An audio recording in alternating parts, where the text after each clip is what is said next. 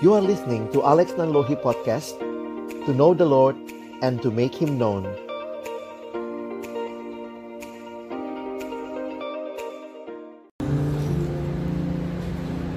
Tuhan, terima kasih. Di tengah-tengah kehidupan kami, Engkau hadir sebagai Allah yang tidak pernah meninggalkan kami. You are our Father.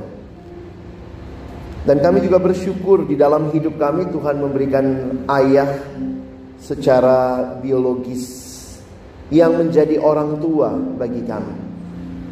Kiranya kami hari ini waktu sama-sama akan membuka firman-Mu, kami mohon ya Tuhan, bukalah juga hati kami.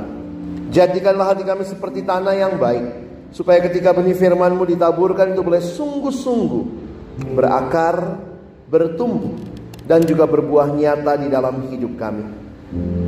Kami berdoa menyerahkan waktu ke depan. Tuhan yang memimpin, baik hamba-Mu yang menyampaikan, semua kami yang mendengar. Tolong ya Tuhan agar pada akhirnya kami bukan hanya jadi pendengar-pendengar firman yang setia, tapi mampukan kami menjadi pelaku-pelaku firman-Mu di dalam hidup kami, di dalam masa muda kami, masa remaja kami. Bersabdalah ya Tuhan, kami umat-Mu sedia mendengarnya. Di dalam satu nama yang kudus dan berkuasa, nama Tuhan kami Yesus Kristus, Sang Firman yang hidup, kami menyerahkan pemberitaan firman-Mu. Amin. Shalom. Shalom. Selamat pagi, selamat hari Minggu, teman-teman yang dikasihi dalam Tuhan Yesus Kristus. Kita bersyukur boleh datang memuji Tuhan. Ibadah bukan hanyalah kebiasaan saja, tetapi biarlah di dalam ibadah kita berjumpa dengan Tuhan secara pribadi, dan kita juga boleh terus hidup bagi kemuliaan-Nya. Masih di dalam kaitan kita bicara tentang Father's Day, hari ini tema yang diberikan kepada kita adalah My Dad, My Father, My Hero. Ya, saya coba siapkan PowerPoint-nya. Apakah sudah bisa? Oh, oke. Tidak muncul di layar soalnya. Oh, oke. Thank you. Jadi hari ini kita bicara My Dad atau My Father, My Hero. Dan kita kaitannya masih bicara soal Father's Day. Teman-teman, saya tidak tahu berapa banyak dari kalian yang pernah membaca seluruh Alkitab sampai selesai. Tapi kalau Alex tanya, ada yang tahu nggak apa ayat terakhir di dalam Perjanjian Lama?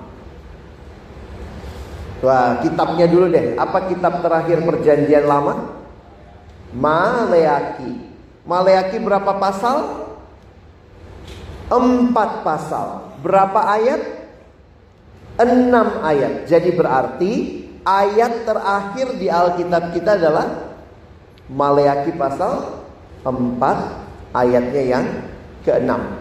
Dan ini ada kaitannya dengan apa yang kita bahas hari ini, ya, tentang My Father, My Hero. Mari kita baca sama-sama Maleaki pasal yang ke-4, ayatnya yang ke-6.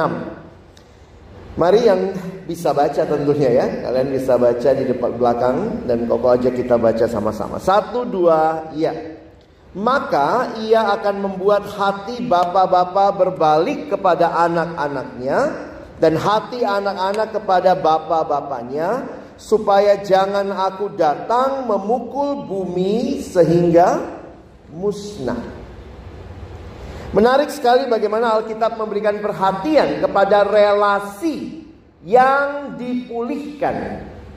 Kalau kalian perhatikan, ini merupakan janji Tuhan ketika hari Tuhan terjadi. Karena kalau kalian lihat judul perikopnya itu ya, ketika hari Tuhan terjadi, mendahului itu dikatakan Elia akan datang.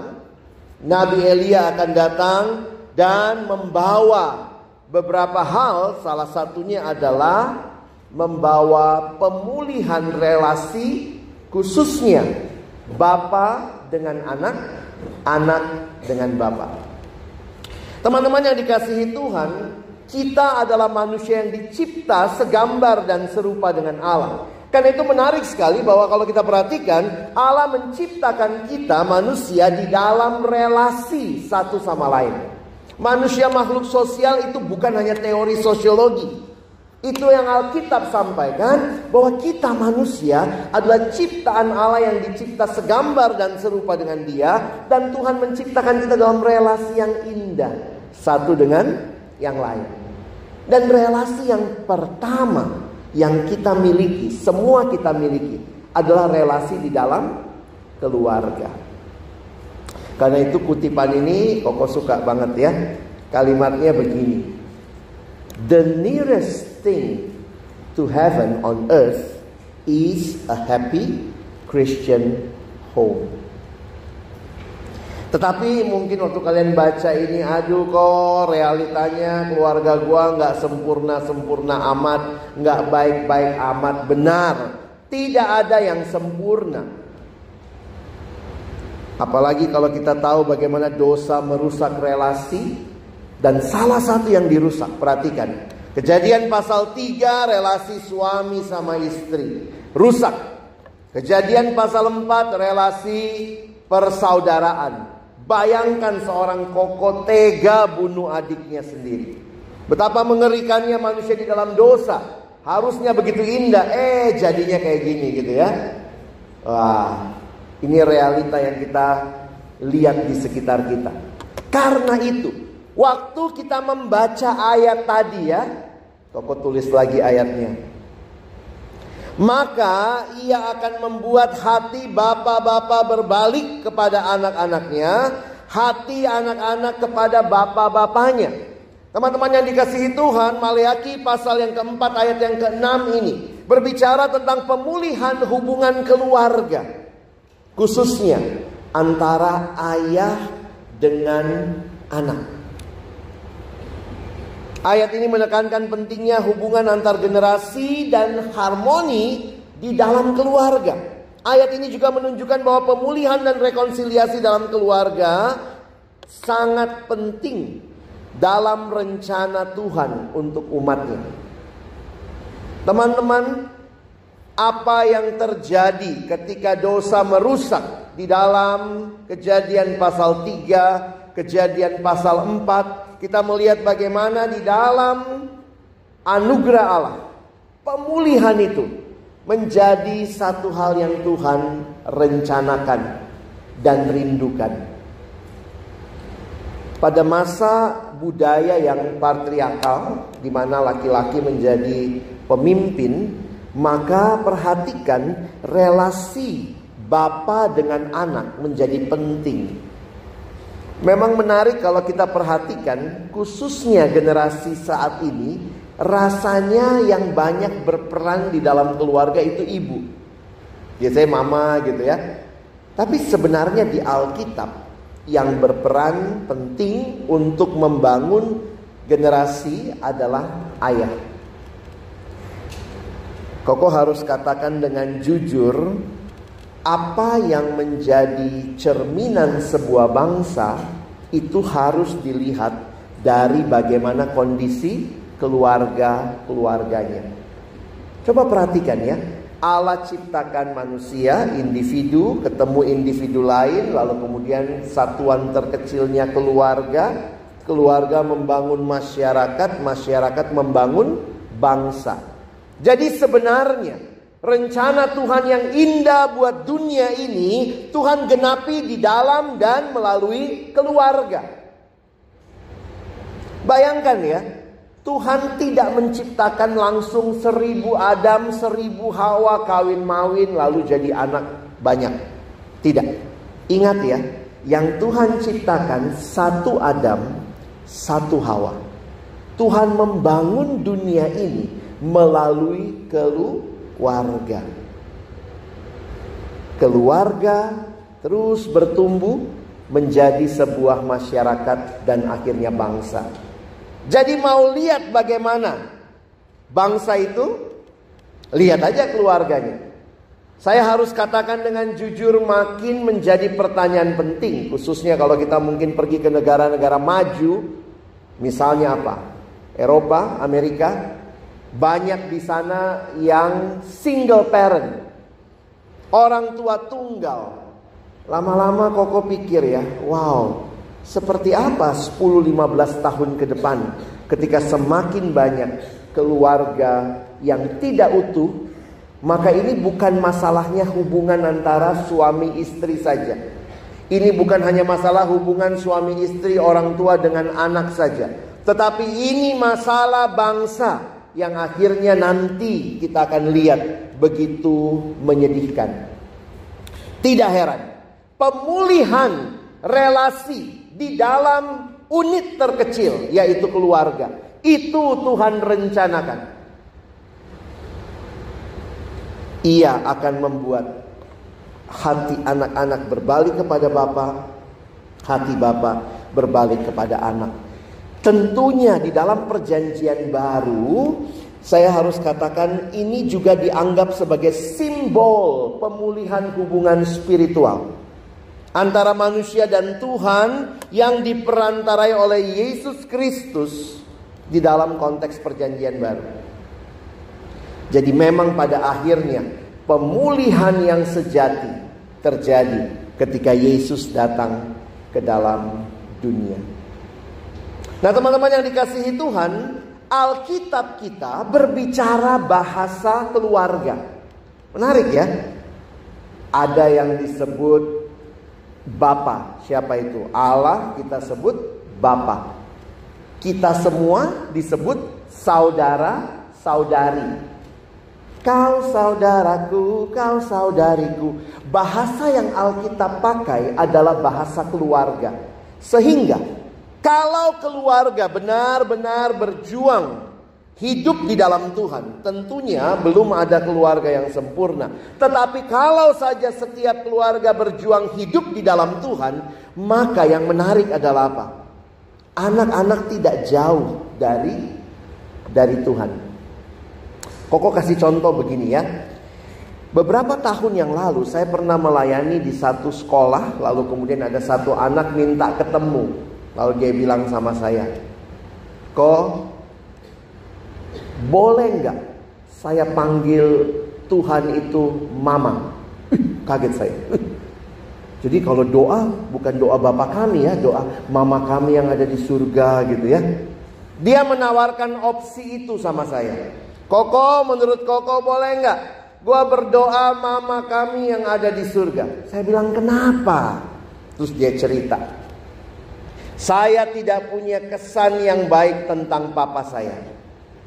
Lalu dia cerita papanya suka judi, suka mabok, pulang-pulang suka pukul mamanya. Jadi dia bilang, setiap kali saya bilang Bapa kami, yang terbayang pada pikiran saya papa atau ayah yang rusak. Jadi dia bilang, saya cuma punya figur mama yang paling kuat. Boleh gak saya doa mama kami yang ada di surga? Ya, Koko harus jawab ya secara teologis dan secara praktis. Saya bilang, tidak. Justru kamu tetap harus berdoa Bapa kami yang di surga.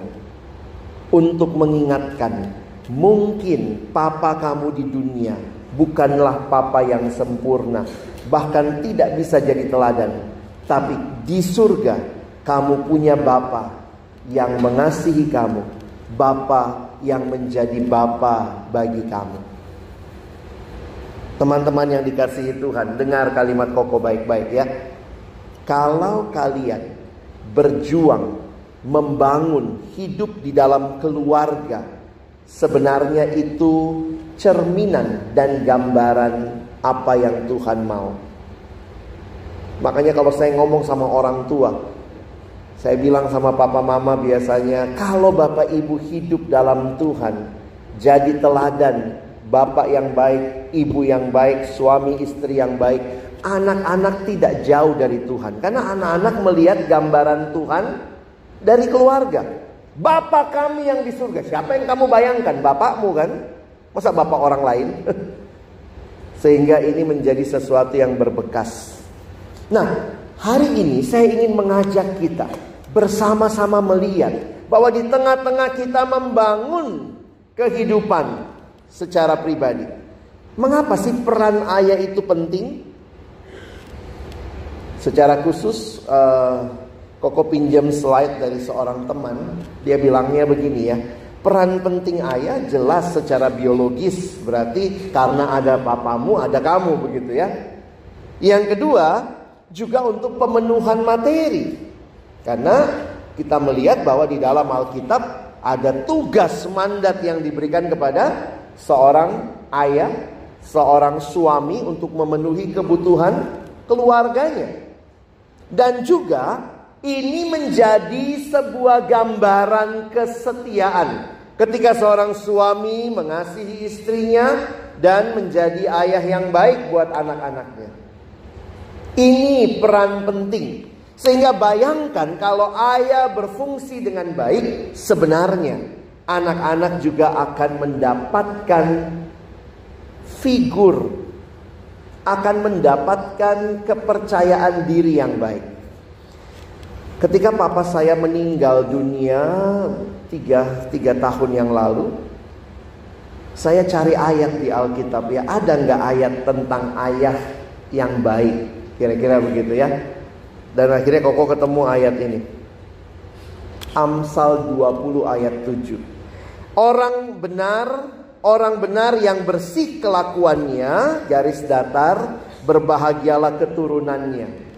Lah, nggak ada kata ayahnya. Tapi ternyata kalau kalian lihat terjemahan yang lain, ini ada terjemahan bahasa Indonesia masa kini, ada terjemahan sederhana Indonesia. Kalimatnya menarik.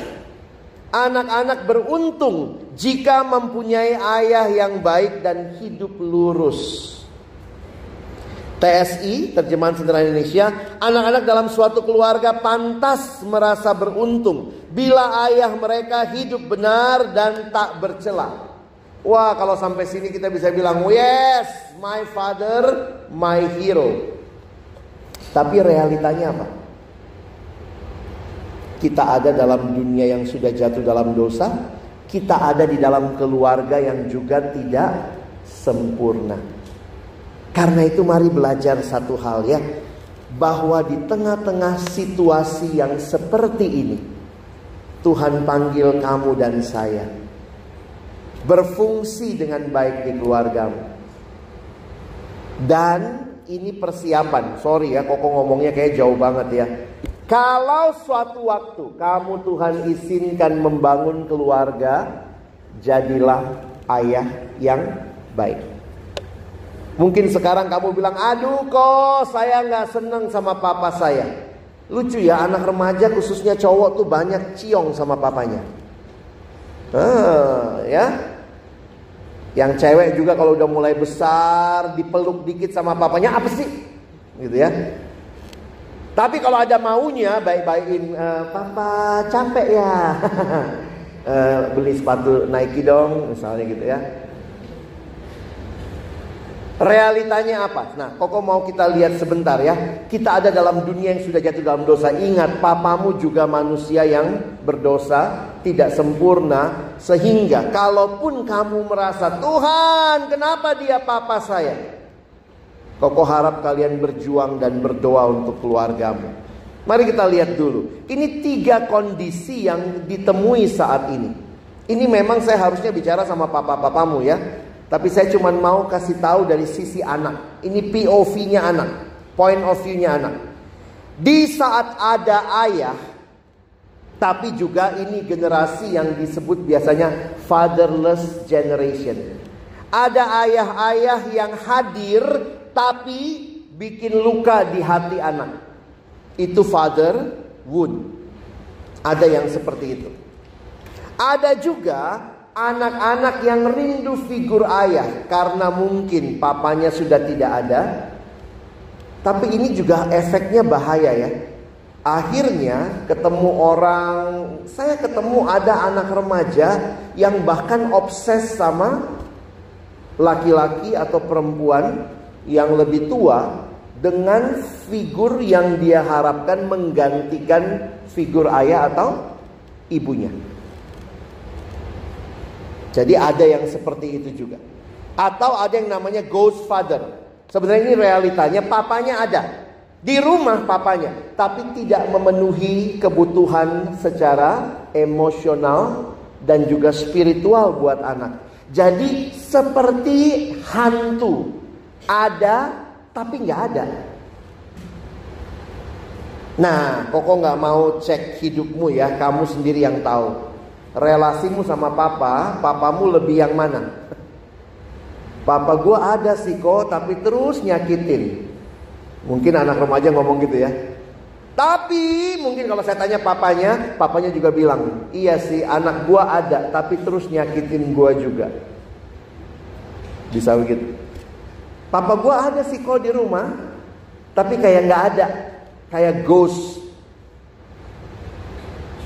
Atau ada yang bilang, kok gue gak punya papa. Apa dampak ketidakhadiran ayah di dalam keluarga bagi anak? Ini realita bahwa tidak semua ayah hadir. Gimana ayah yang tidak hadir itu? Pertama ya bisa karena meninggal, ya udah gak ada lagi ya. Atau bercerai. Maaf kalau itu realita yang kamu alami, Koko cuma coba memetakan. Kenapa seringkali dibilang ayahnya itu nggak ada. Atau hidup bersama berpisah. Dia papamu secara biologis, tapi ternyata nggak pernah married sama mamamu. Atau ini ghosting bener ya, pergi meninggalkan. Bisa karena masalah tertentu. Nggak cerai sih, tapi nggak pernah tahu yang mana papanya karena pergi menghilang. Atau mungkin papamu ada, masih married sama mamamu, tapi dia harus kerja jauh dari kota di mana kamu ada. Ditempatkan jauh dari rumah. Atau hadir tapi absen secara psikologis.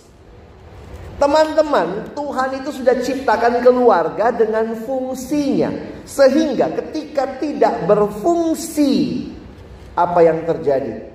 Pasti ada something yang terjadi. Nah, bagi ayah yang tidak hadir, biasanya akan menimbulkan luka secara emosional bagi anak, secara intelektual, secara rohani, secara fisik, secara sosial. Koko tidak bisa bahas satu-satu karena ini bukan seminar tentang ayah dan anak. Tapi saya sedang membagikan firman Tuhan. Saya mau soroti hanya aspek emosi. Kalau kamu tidak memiliki ayah yang hadir, maka secara emosi ini yang mungkin kamu alami. Merasa malu, kesepian, tertolak, konsep dirinya rusak, mulai membenci diri sendiri, rasa percaya dirinya rendah. Tidak bertumbuh, terjebak atau tidak pernah menjadi lelaki atau perempuan dewasa. Karena kamu gak punya figurnya, kalian gak tahu apa artinya jadi lelaki dewasa. Dan mungkin lumpuh secara emosi. Saya harus katakan ketika kau lihat papamu itu gambaran secara langsung atau tidak dari engkongmu.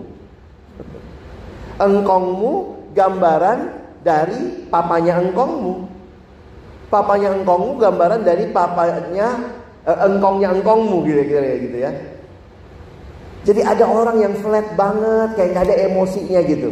Mau suka, seneng, diem aja gitu. Dan saya harus katakan sering kali itu yang kita alami. Koko tidak kasih solusi apa-apa, tapi Koko mau kasih tahu satu hal buat kita. Yuk kita baca kalimat ini sama-sama ya. 1, 2, ya. Kita tidak bisa memilih siapa yang menjadi orang tua kita. Demikian juga orang tua kita tidak bisa memilih siapa yang menjadi. Ada gak yang pernah pesen papa gue itu dong? Pesen 2 lagi gitu ya. Enggak. Kamu gak pernah bisa pesen siapa papamu, siapa mamamu. Kalau realitanya seperti ini, saya harus katakan tema pagi ini sulit. Gimana bisa berkata my father, my hero? Kadang-kadang juga papa yang tidak sempurna, tapi ini realita. Saudara tidak bisa pilih. Kenapa? Siapa yang kasih orang tua buat kita? Tuhan. Siapa yang kasih anak buat orang tua kita? Tuhan. Karena itu ingat, sebagaimana rindunya Tuhan, ada pemulihan. Teman-teman, bagi kamu, Koko pagi ini cuma mau titip 2 hal. How to make your father a hero. Kamu bilang, aduh kok papa gue bukan hero sama sekali. Tapi ada janji Tuhan tadi ya. Dia akan membuat hati bapak-bapak berbalik. Hati anak-anak akan berbalik. Maka mulailah dengan janji Tuhan ini. 2 hal Koko mau tinggalin buat kalian. Pertama, belajar tetap hormati papamu. Mungkin kamu bilang, aduh papa